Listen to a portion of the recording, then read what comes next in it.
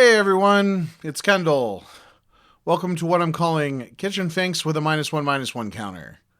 For those of you who don't know, I got my start podcasting about Magic the Gathering on a show called Kitchen Finks.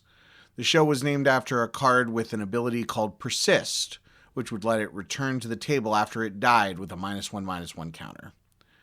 Anyway, I went to the Lord of the Rings Magic Prerelease and someone asked me to do a tournament report on it. Here's what I got. She was really into Star Wars. Yes, she could outsmart at least 10 Sith Lords. She didn't like Lord of the Rings.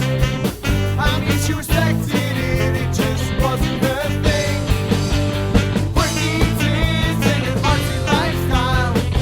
Sometimes she get a little wild with romantic ideals and exaggeration too bad. She was just my imagination.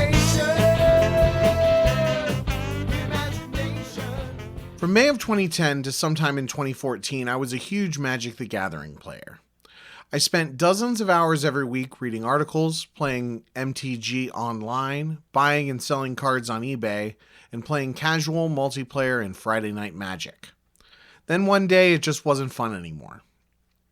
I realized how much time I was spending trying to justify new cards that gave +3 instead of +2. It came to a head during a set review on my podcast, Kitchen Finks. I was so ruthlessly negative during the set review that my co-host Will, one of the nicest, most soft-spoken people I've ever met, lost his temper with me and disconnected the Skype call. The podcast was basically over at that point. Bit by bit over the next few years, I sold off my collection until a few years ago when I put everything in a suitcase and accepted a couple $100 for the bulk that was left from my local comic shop. But Lord of the Rings is cool. My wedding ring was the one ring until it stopped fitting. Let's blame the COVID-19 for that. I love the story and the universe. Sure, I never finished Return of the King, but those books are long and I saw the movie enough times to make up for it.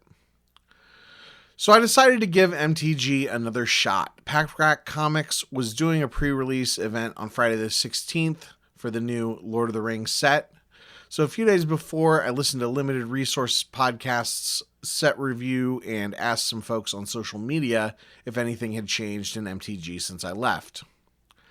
Legend Rule and Mulligan's changes aside, they assured me that flyers were still good, as were 2-drops and removal spells.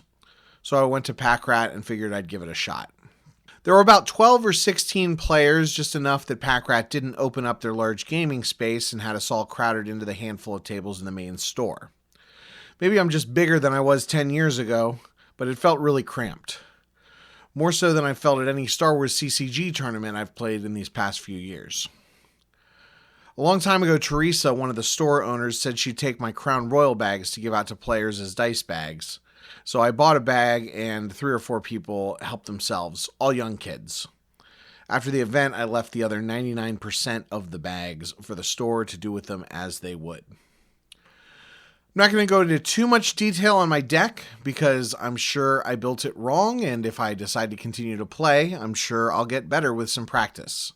My pull seemed pretty unremarkable. I had a few gold cards, minimal mana fixing, and a decent number of blue and white 2-drops and flyers.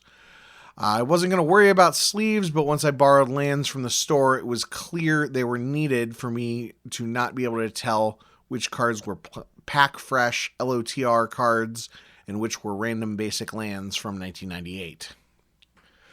My first opponent was a young kid who couldn't have been more than 11 or 12 years old. He was playing a red-white deck full of cards whose names he struggled to pronounce. His deck was all 5-drops and mine was all 2-drops. Both of us hit our land drops, so he won both games pretty handily.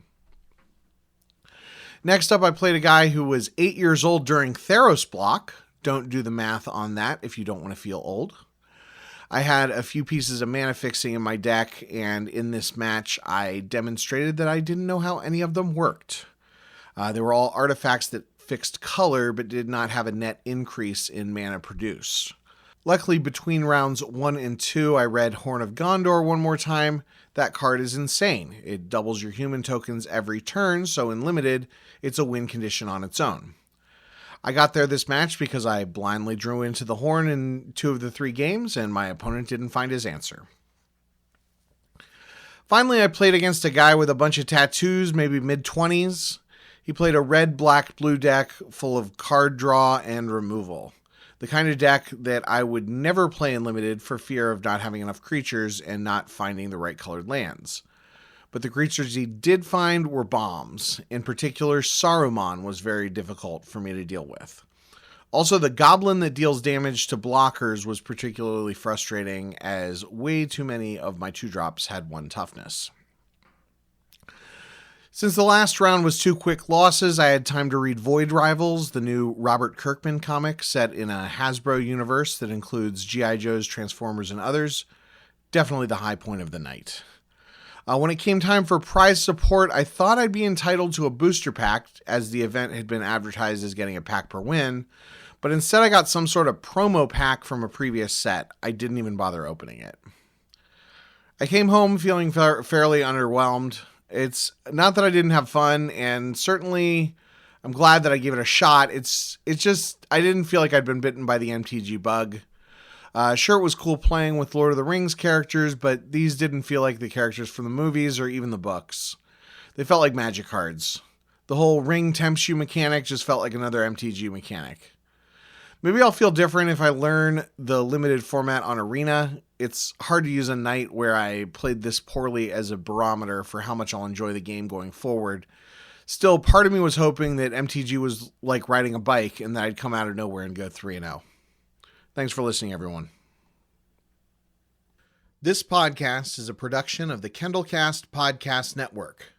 If you'd like to support the show, you can go to patreon.com/KendallCast or make a direct donation through the PayPal link at kendallcast.ninja. Thanks for listening.